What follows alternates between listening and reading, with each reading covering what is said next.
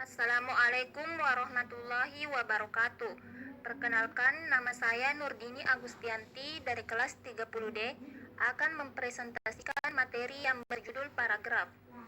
Pengertian paragraf secara umum, paragraf adalah suatu rangkaian kalimat yang memiliki gagasan utama. Menurut KBBI, paragraf adalah bagian bab dalam suatu karangan yang biasa mengandung suatu ide pokok dan penulisannya dimulai dengan garis baru. Pembagian paragraf berdasarkan bentuknya. Yang pertama yaitu paragraf deduktif, yang kedua paragraf induktif, yang ketiga paragraf campuran.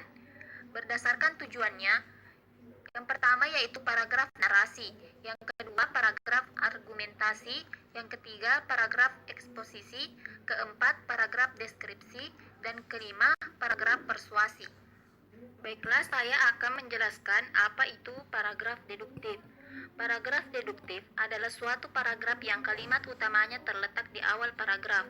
Dalam paragraf ini, diawali dengan kalimat utama yang menceritakan sesuatu yang bersifat umum, baru kemudian menceritakan hal-hal yang bersifat khusus. Yang kedua, saya akan menjelaskan apa itu paragraf induktif. Paragraf induktif adalah sebuah paragraf yang kalimat utamanya terletak pada akhir paragraf. Kalimat tersebut pada umumnya berisi sebuah kesimpulan dari gagasan-gagasan penjelas yang telah diuraikan. Mula-mula dikemukakan fakta-fakta ataupun uraian-uraian. Kemudian, fakta-fakta tersebut digeneralisasikan ke dalam sebuah kalimat. Yang ketiga, saya akan menjelaskan apa itu paragraf campuran. Paragraf campuran adalah sebuah paragraf yang gagasan utamanya berada pada awal kalimat pertama dan kalimat terakhir. Tetapi, bisa juga dikatakan bahwa paragraf campuran adalah sebuah paragraf yang dimulai dengan mengemukakan kalimat utama dan diakhiri pula dengan kalimat utama. Paragraf berdasarkan tujuannya. Paragraf narasi. Paragraf narasi adalah sebuah paragraf yang isinya menceritakan suatu kejadian tertentu yang telah disusun secara berurutan. Adanya paragraf ini berfungsi sebagai penghibur bagi yang membacanya. Ciri-ciri dari paragraf narasi diantaranya: 1. Adanya tokoh, konflik, dan setting. 2. Adanya alur cerita yang disampaikan secara berurutan. 3. Terdapat sudut pandang.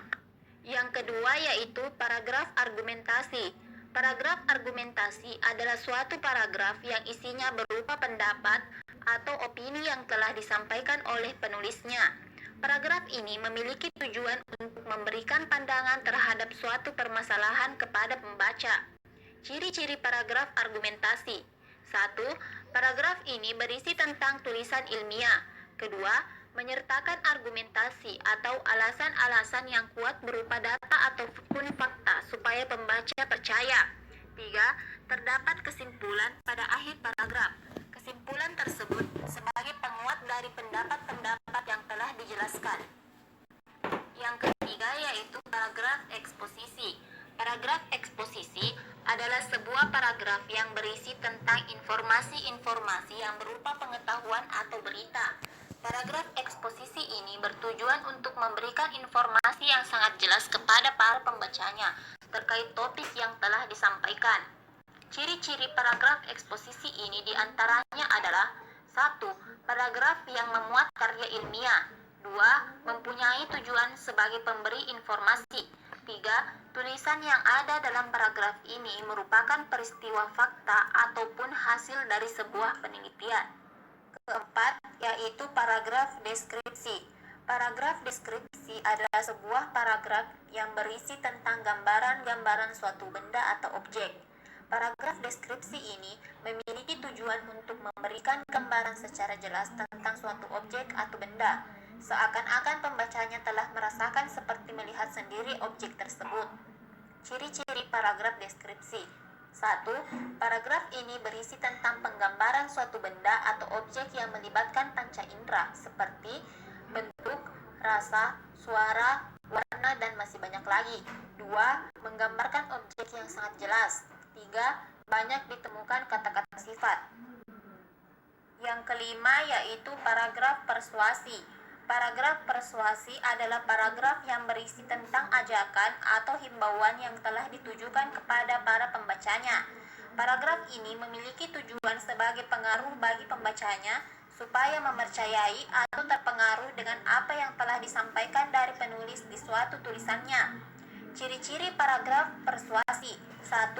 Menggunakan bahasa yang menarik untuk memengaruhi pembaca. 2. Menggunakan kata-kata ajakan. 3. Memiliki fakta-fakta yang mendukung supaya pembaca terpengaruh dengan apa yang telah disampaikan. Kesatuan kalimat dalam paragraf. Kesatuan alinea. Yang dimaksud dengan kesatuan ialah bahwa alinea tersebut harus memperhatikan dengan jelas suatu maksud atau sebuah tema tertentu. Untuk memberikan gambaran yang jelas tentang kesatuan yang terkandung dalam sebuah alinea, maka dengarkan kutipan berikut. Sifat kodrati bahasa yang lain yang perlu dicatat di sini ialah bahwasanya tiap bahasa mempunyai sistem ungkapan yang khusus dan sistem makna yang khusus pula. Masing-masing lepas terpisah dan tidak tergantung daripada yang lain. Sistem ungkapan tiap bahasa dan sistem makna tiap bahasa dibatasi oleh kerangka dalam pikiran bangsa yang memakai bahasa itu, kerangka alam pikiran yang disebut di atas.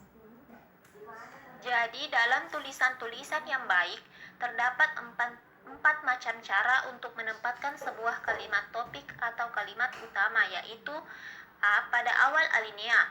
Dengan menempatkan kalimat pokok pada awal alinea, gagasan sentral tadi akan mendapat penekanan yang wajar.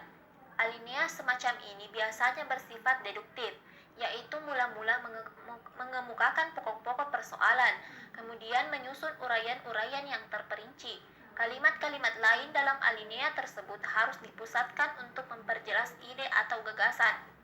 Cara ini merupakan metode yang paling baik. Pada akhir alinea, kalimat topik dapat pula ditempatkan pada bagian akhir dari alinea tersebut. Dalam hal ini, alinea itu bersifat induktif.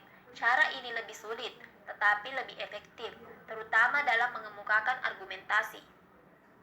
Pada awal dan akhir alinea, kalimat topik dapat pula ditempatkan pada bagian awal dan akhir dari alinea. Dalam hal ini, kalimat terakhir sering mengulangi gagasan dalam kalimat. Dalam kalimat pertama dengan sedikit tekanan atau variasi. Pada seluruh alinea, kalimat topik atau kalimat utama dapat juga termuat dalam seluruh alinea. Alinea semacam ini terutama dijumpai dalam uraian-uraian yang bersifat deskriptif atau naratif. Terima kasih, itulah presentasi dari saya. Wabillahi taufiq wal hidayah. Wassalamualaikum warahmatullahi wabarakatuh.